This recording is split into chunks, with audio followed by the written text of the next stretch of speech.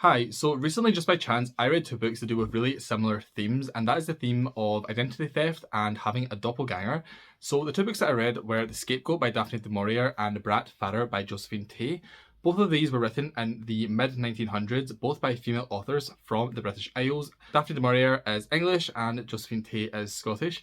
And I thought it was really interesting how both of these books have the same basic themes, but their plots and characters are so different. And I thought it'd be really fun to compare the two in the same video, and this will not contain any spoilers for how their stories evolve, but I just thought it'd be interesting to go over the basic premises and the character setups and talk about both books in general and give a little mini review. But I just thought it was really interesting reading these almost back to back. I think there was like a month between them, and they both obviously deal with really similar issues. So if you enjoy this video, please leave a like, please subscribe if you're new, and let's get started talking about the books. So the first one I read was The Scapegoat by Daphne du Maurier. This was published in 1957, so it's the latter of the two that we're discussing today. And this revolves around an English man called John. He is a total francophile. He loves France. He loves French. He speaks perfect French. I'm pretty sure he teaches French at a university. He definitely works in a university anyway, but he loves to travel in France and he lives there part of the year during the summer and stuff. So while he is there one year, he bumps into a Frenchman that has his exact doppelganger, and the Frenchman says, "You need to come out for dinner with me. We need to discuss like our lives. This is so uncanny and unreal." So they go out for dinner, and then the Frenchman convinces John to come back to his hotel, and they have some more drinks, and then John wakes up in the morning and all of his belongings are gone. The Frenchman is gone, and the Frenchman's chauffeur is at the door saying, "Come on, you have to come home, back to the family." And John is like, "This is not me, like I'm not who you think I am," and the chauffeur is not having it because they look exactly alike. So he's like, "Stop having a joke, like stop evading your responsibilities, you have to come home with me."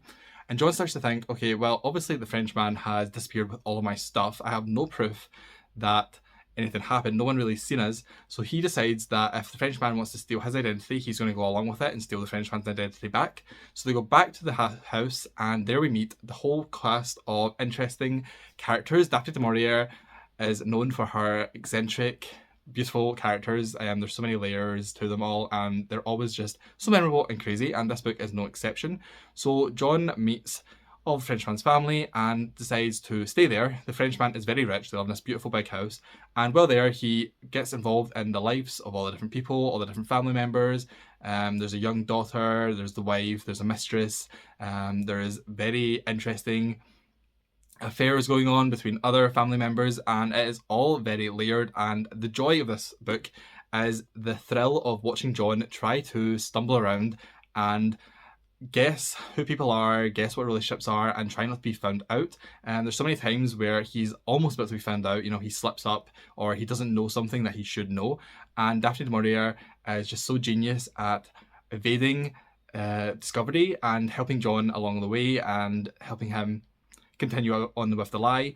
And the book continues on from there, and yeah, I just thought this was so amazing. Like I said, the best thing about it, as pretty much always with Daphne du Maurier, is the characters, and it is so much fun having John meet these characters who all think they know him because they think that he is the father of the family, and he is investigating all of the different stuff going on, all the different weird relationships, and just trying to evade discovery. And it is a lot of fun. And what I really enjoyed as well was that Daphne du Maurier really looks into the French upper class with this novel, because like I said, the family is very rich, so they have a lot of rich issues, but then they also own some sort of like factory, but it's like I don't know when this book was set, I wish I knew that, but it's basically all the factory workers live on site in little cottages, and he goes there and discovers kind of like the way they're living and wants to change things. And the man that John is impersonating, the Frenchman, is like not known for having a kind heart or being generous in the slightest. So everyone is like, why are you all of a sudden like caring about your workers?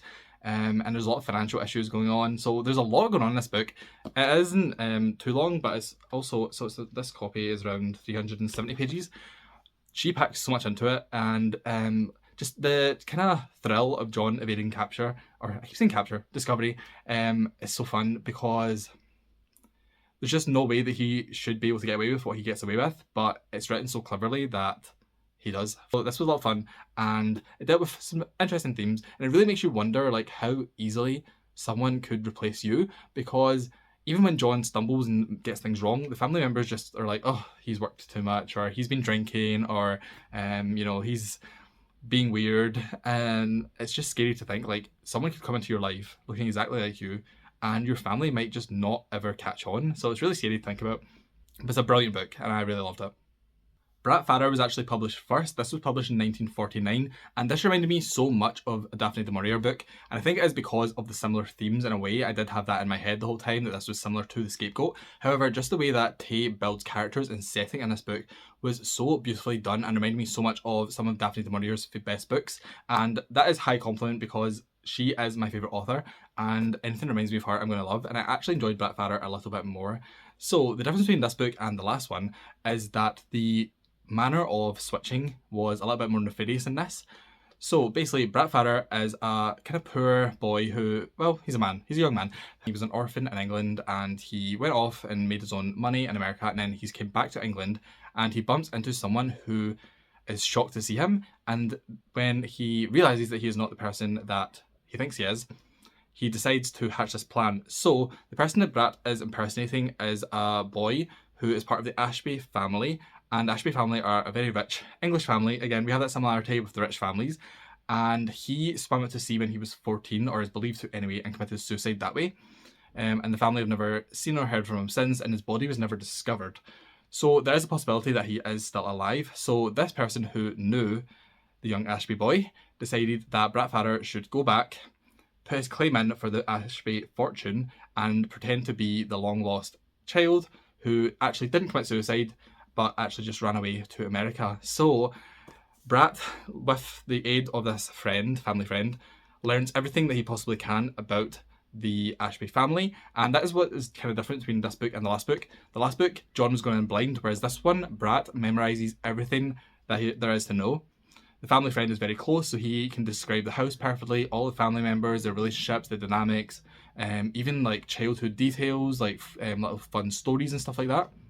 So Brat goes in fully knowledgeable and really plays the family like a fiddle, and it is so fun to watch because basically everyone believes that Brat really is this boy who has come back to life, basically. No one really doubts him that much once they meet him, other than the boy's twin brother. So the twin brother just does not trust Brat. He is like, you are a fake, I know for a fact you're not my brother, I can just tell that you're not my brother, and the story evolves on from there. So again, this is very similar in some ways, but I really enjoyed in this one how Brat was so knowledgeable, and instead of John, trying to just guess family stuff, Brat really knows his stuff, so he tricks the family so much easier, which is more sad in a way, but it's also really fun to watch. But he still stumbles a few times. There's some people that try and catch him out, and then of course there's the fact that the twin brother is onto him. He does not trust him one bit. So there's a really interesting mystery going on here, and I thought, again, the themes of kind of like the rich and the poor come into it a little bit, because Brat was a poor orphan who went to America, and now he's infiltrating this rich family after their fortune. So that kind of plays a role as well. But this was just so much fun, and I just love the way, again, that Brat is trying to evade discovery and trick everyone and keep it up. And Brat actually has some really interesting morals, because he isn't actually that set on wanting to do this at first. He feels really bad about it, and then once he gets to know the family, because the family are so beautifully written, there's an older aunt who looks after all the children because their mother and father died when they were younger, and her name is Bee, and she is just like the kindest woman ever. So Brat's heart aches when he talks to her, because he knows that he's deceiving her and making her believe that her long lost nephew has come back to life, and he knows that's not the truth. So the book, again, is just so beautiful, but also so funny at times, so thrilling, and I just loved it. Completely loved it. The one criticism I have of Bratfarer is that the family own like horse riding school, and they're all obsessed with horses, and Brat actually rode horses in America, so he knows what he's doing, which came unlucky for him. But they get to the point in like the third act where they have just talked about horses one too many times. They're at like a horse racing competition in the countryside, and I was like, okay, I get it. You all love horses, we get it. You're horse girls, it's fine. I'm glad, I'm happy for you, but enough of the horses. But that's such a nitpick, that's such a minor criticism, because the overall story was just really fun. So as you can see, both of these are really interesting in their own ways. They're very similar but also very different. In this one, John does not care about the rich family's fortune. He is in fact trying to help the poor people that work for them, whereas in this one, Brat is after the family's fortune. And both of them have completely different character arcs, and just the way that the stories develop is completely different as well.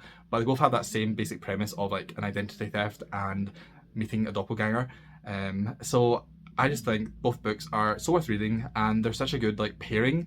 I don't know if I'd read them completely back to back, maybe like a couple books between, but I think that reading them together is such a fun way to experience a similar story but in completely different circumstances. So whatever one you decide to pick up, I would recommend both.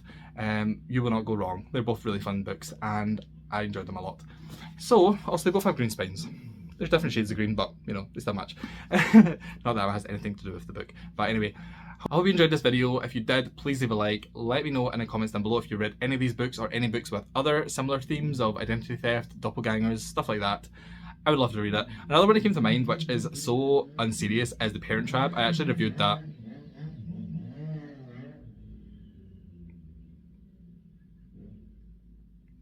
Another one that came to mind is The Parent Trap. I actually reviewed that in my Reading Lindsay Lohan Films as Books video. That is kind of similar to that in the sense of they're actually twins, but they do a body swap. Not body swap. They do a situation swap. That's kind of similar to this. But yeah, thank you for watching. Leave a like, leave a comment, subscribe, and I'll see you in my next video.